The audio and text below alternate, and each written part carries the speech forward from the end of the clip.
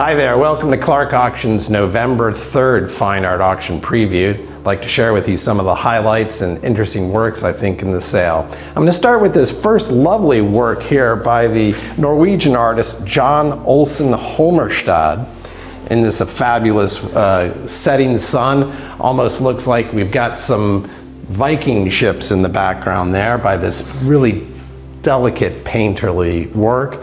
The painting also has its original frame, probably done in the early 20th century, and it's lot 47.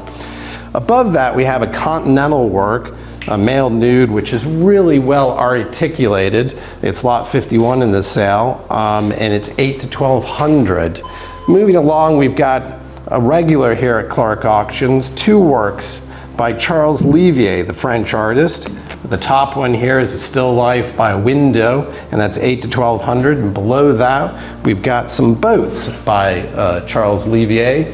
It's unframed, so you got an opportunity there. Moving along, I really like this picture here. It's cataloged as Circle of Jasper Johns. It's titled Get There, Get There. I don't know where we're going, but to me it looks like a contemporary of Jasper Johns, and it's got some great trompe l'oeil there and some additional collage, and it's a mere 5 to 700 for this large work. It does have some condition issues, but they're minor and it would look great on the wall. Coming along, we've got this great work by the Algerian-born French artist Majab Ben Bella. He was born in 1946, as I say, in Algeria, but primarily worked in France. And what he's known for is utilizing the use of the Arabic language, which is integrated into this really intricate work on paper. It's lot 58 and has an estimate of 2 to 3,000. Above that, we have Alexander Calder. Easy to see his signature there.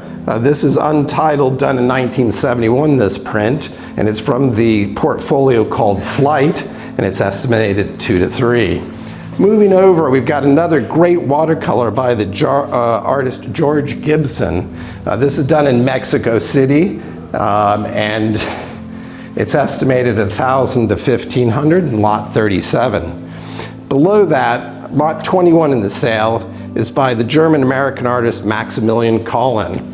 This probably was done in the 1880s when he went back to Europe and toured around. This is a fabulous, really detailed work of women washing. I mean, you just got to look at this detail here. It does have a bit of condition issues, some tears and things, but really, get this restored, it's going to be a brilliant work. Now we're going to go on to Robert Phillips. Really a large work by the artist. It's called In Love Again. I mean, it is spectacular in scale because you see a lot of Phillips that are small. This is done in 1980 and it's just before he dies, but boy, it's got an intimate moment of a couple. Looks like they're probably, I don't know, in Cuba almost, even though it's in the 80s. Moving around to the other side, one of the highlights I think we've got in the sale is this Gerard Trocher work, Trottier. I'm going to get my French wrong there. He's a Canadian artist, and it's really difficult to see on the internet, but there's really a lot of depth to this work called The Encounter, done in 1962. The interesting thing about this heavily impasta painting, it was exhibited at the National Gallery of Canada, as well as exhibited in the Sao Paulo Biennial in 1965. And it's estimated a mere 2 to 3,000. Moving along, we go back to a watercolor, lot 24 in the sale, Henry Martin Gasser, the New Jersey artist that a lot of people know. This is Houses in Winter, and it's estimated at 2 to 3,000. As you know, he's a master of watercolor. Moving along, we go to one of several works that we have in the sale of military subjects. Ken, I'm sure, will be talking about a lot of hats and swords that we have. This is by Paul Louis Narcisse Drolleron. We've got two in the sale. This is estimated at 6 to 900 in lot 31. Moving down, we're going to the world of photography of Mary Ellen Mark. Now, Mark was known for doing a series of photographs of people kind of on the fringe. This is titled Jeanette, done in 1978, and she was a young woman, obviously, who was pregnant, and this is a really powerful work, estimated at 1,000 to 1,500. We now go to the great Bambino, the Sultan of Swing, Babe Ruth, by the artist Edward Paschke. This is the Masked Man, done in 1970, and as you can see, he's made the Bambino into almost like a Mexican wrestler, and this is a really great print, estimated at 400 to 600 in our sale. I'm now moving on to this really wonderful work by the master Louis L. Betts, the American, who worked with Chase, I believe. And this is a female nude landscape. It's an oil on board, and it's estimated at 3,000 to 5,000, lot 62 in the sale. Moving over, we now have also, here is another example of Paul Louis Narcisse Goleron, soldier with musket, looks like he's German. He was known for doing a lot of Franco-Prussian works. Above that, we have some plaques, still life plaques that they've snuck into the fine art section.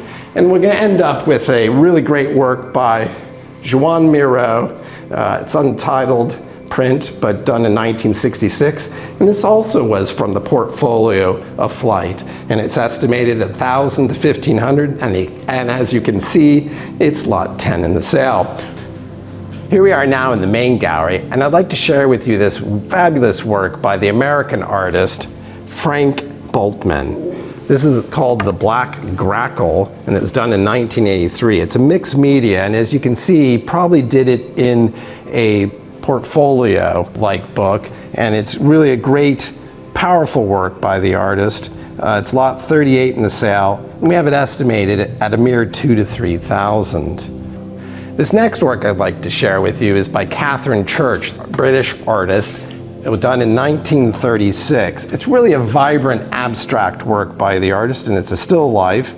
It's lot 68 in the sale, and it's estimated at 600 to 900. I really think it's a wonderful work, and I can't believe it's done in 1936. Next up is a really interesting work by the artist Abdullah Azizi. I think he's a really underappreciated artist. He was part of the Wasuzi art collective in Harlem in the 1960s and 70s. And this work is called Woman in Guyana, done in 1972 and 1974. I really think that you should look at this painting and also look online for more about the Wasuzi art collective. To the side of that picture is another interesting American artist, Morton Roberts. He was born in 1927 and died in 64. And this is Girl in Red.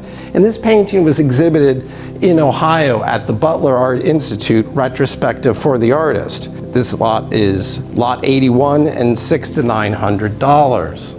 As usual, I can't share with you all the great works we have in the sale, so be sure to go to our catalog, clarkeny.com, to see a complete listing of all the other works.